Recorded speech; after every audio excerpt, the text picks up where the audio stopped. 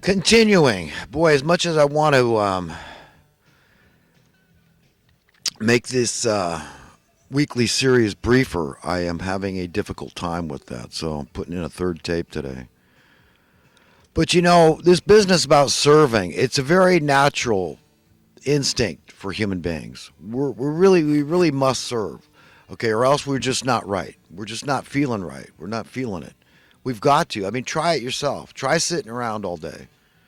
Okay, it's hard to entertain yourself. We need stuff to do. And there's plenty of stuff to do. I mean, there's all these chores. I think of, I could be useful doing this, that, the next thing.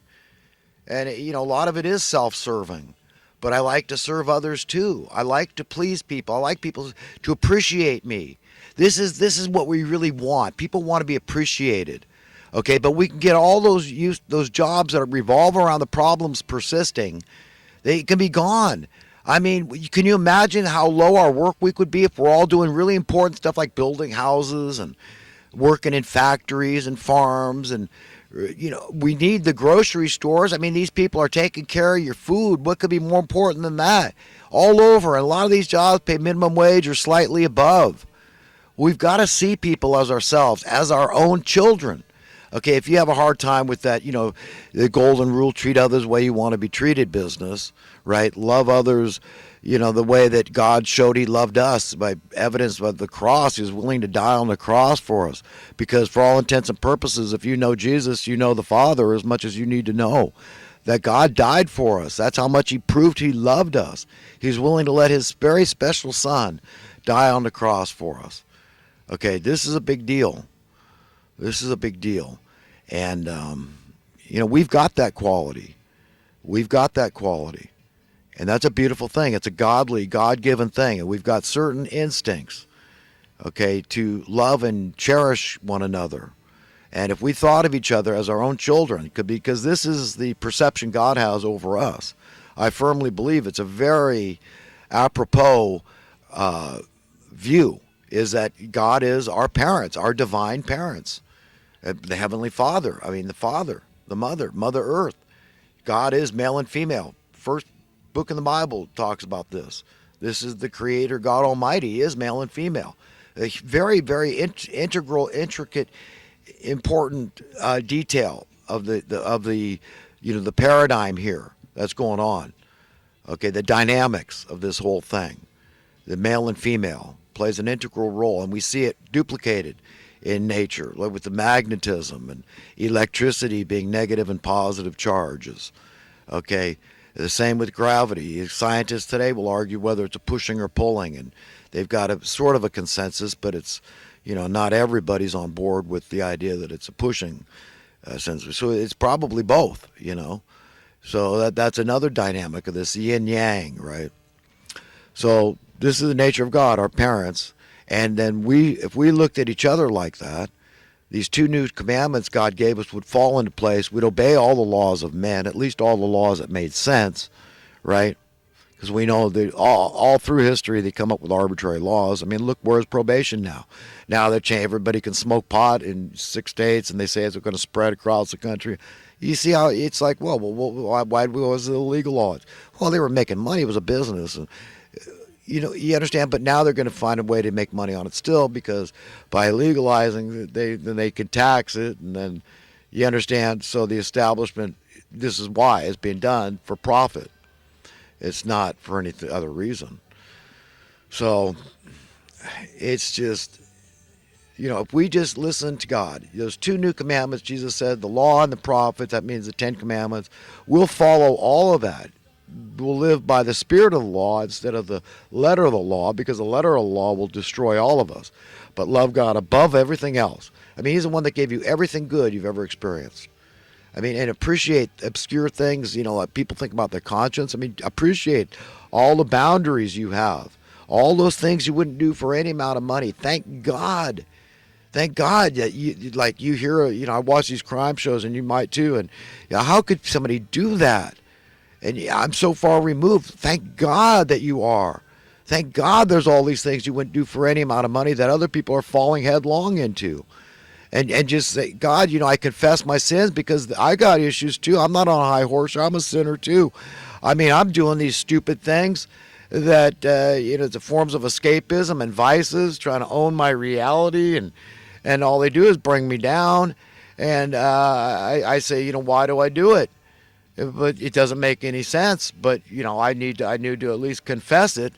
That I'm doing these things, but I'm not the one the sin's coming through, and there wouldn't be this issue if it was up to me. But I don't think it should be illegal. I mean, and it's not illegal. I mean, basically in our society, it's legal to be evil. It's okay. You can be an evil human being. There's nothing illegal about it. So if you want to act treacherously in your business affairs, there's absolutely nothing wrong with that. You just were more aggressive, more assertive.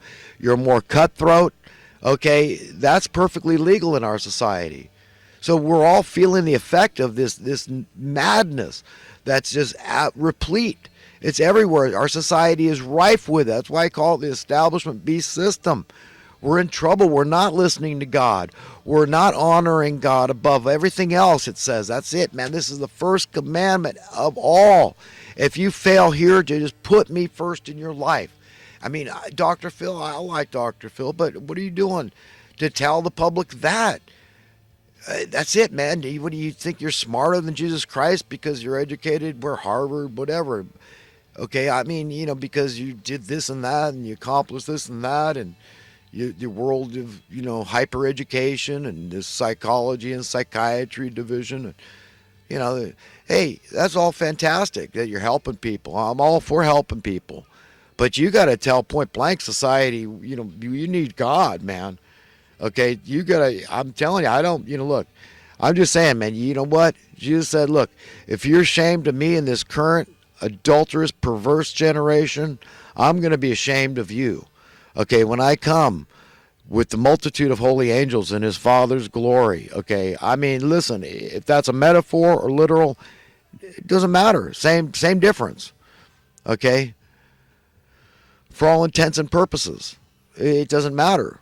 They say, a lot of people say, hey, it's all just a simulation we're living in. And so, hey, it's going to happen, though. So you want to be on the right side of history, Dr. Phil, and, do the right thing here. You have a lot of influence on the public, swaying the opinion. So you got to talk about economic issues and how they drive people. It's a big downer, all this burden. I mean, how much can people take? How that weighs on the mind. Ever increasing fear, ever increasing financial insecurity. Okay, ever decreasing freedom. How does that feel? Ever decreasing financial freedom. Okay, how does that weigh on people? Does it ever spur, initiate, induce any vices, forms of escapism, drugs, alcohol, porn, sex, food, okay, whatever it is, okay, because I could go on all day. Gambling, people find one way or another, okay, to anesthetize themselves. Basically, that's it. And it's also a form of self-flagellation, that they are, it's a metaphorical slashing of their wrists, because God put an instinct in the human being. So this is affecting the people that have the greatest conscience and value those godly instincts and attributes, qualities, characteristics. It's happening to them the most. It's this battle between good and evil, and the good is being picked on. Being made out to be cowards, and you got to step up to the plate, and you got to comply and conform to the rules of the road, the worldly ways, even though it's a freaking hamster wheel for most people that keeps getting harder to turn. No, they're smart to save their strength. Get off the damn thing. What does that mean? Help people understand how that has everything to do with money. Okay? You got to demand a lower cost of living. Okay? You can't squeeze any more blood out of this freaking turnip called the everyday person, the working class, everyday American people. Okay? The productive class. And it affects everybody. It's going to affect all of us on an intuitive level. We're all interconnected. This is the way God made it. It's an inextricable fact that we are one family. And this is how, if we don't live like a family, we are not pleasing God, and the curse hangs heavy over us. All this division in our land that's been created, we're way down this demonic rabbit hole to hell. This bandwagon that they're telling you is safe to jump on, I'm telling you, the wheels are ready to fall off the thing. The sooner the better.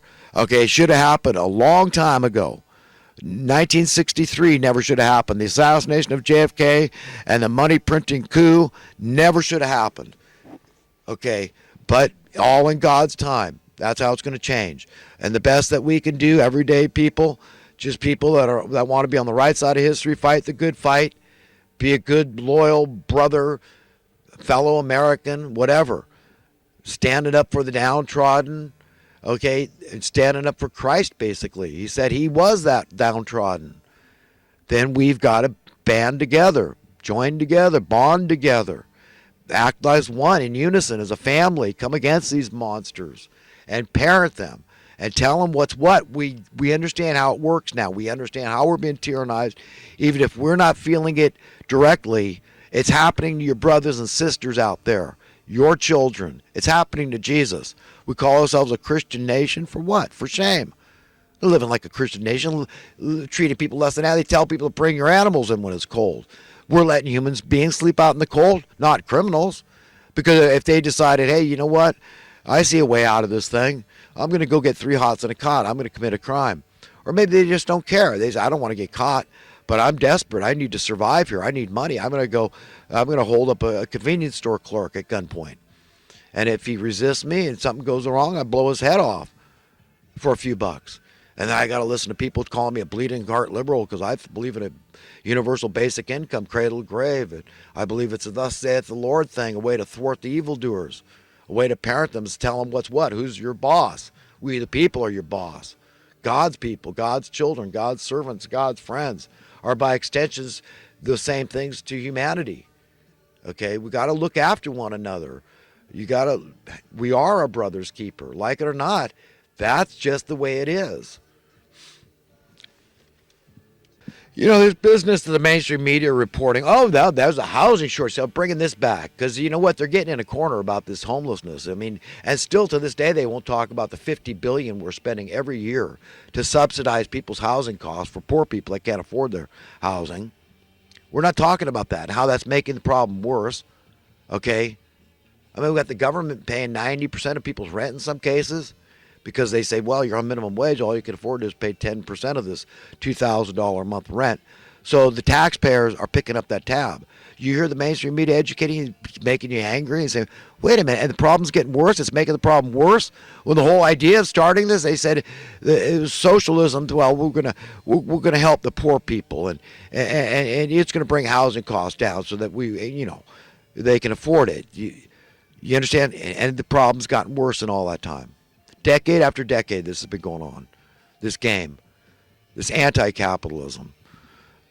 No, but I'm trying to empower you. I'm trying to educate you and get mad too and say, speak truth to power, and everybody else will listen, my friends. I'm logical, I'm reasonable, I'm educated, I know my stuff. I know the score. So it really ticks me off because I'll find you as many houses as your little heart desires. Anywhere in America, hire me, okay? For the right price, you pay, I'll find you all the houses you want. I did my own research back in 2006. At that time, I calculated the number of homeless in America, and I calculated the amount of available housing for rent today or for sale today. And I didn't even calculate into that available hotel and motel rooms, okay? And you know what I came up with? You could house every homeless man, woman, and child in America and still have 90% of the vacant available housing left over. And again, not including hotels and motels. So if you did include hotels and motels, you could probably have 95+% of the housing left over, even after housing all the homeless. So the only reason we need homeless out there is to set an example. It's incentive to get people to pay the ever-growing exorbitant rents and mortgages. That's a threat hanging over your head. Hey, you're going to be one of those homeless people. Neglected, worse than animals, allowed to live out in the cold. No, you're not a criminal. If you were, you'd be safely ensconced behind bars with 3 hots and a cot. Okay? You understand? I mean, we're in trouble. We need God's help. We really do. And we need to stop tolerating this. That's our sin. We're tolerant. We're going to have to give account to God. These are fellow human beings. These are brothers. These are children. These are Jesus Christ down out in the cold. Okay? even if it's a metaphor. I mean, I would die out in the cold. These people are stronger than me. One night in the cold weather, cold and wet, I'd be dead. Okay, this is not okay. Okay, I'm ashamed of it. This is why I voted for Trump. Okay, and I hope to God that we get something done, man, and fix it once and for all. That God's power, the power of God's hand is working, and the rubber's starting to meet the road. But that will be a litmus test. When I start seeing that, I'll start speaking much more optimistic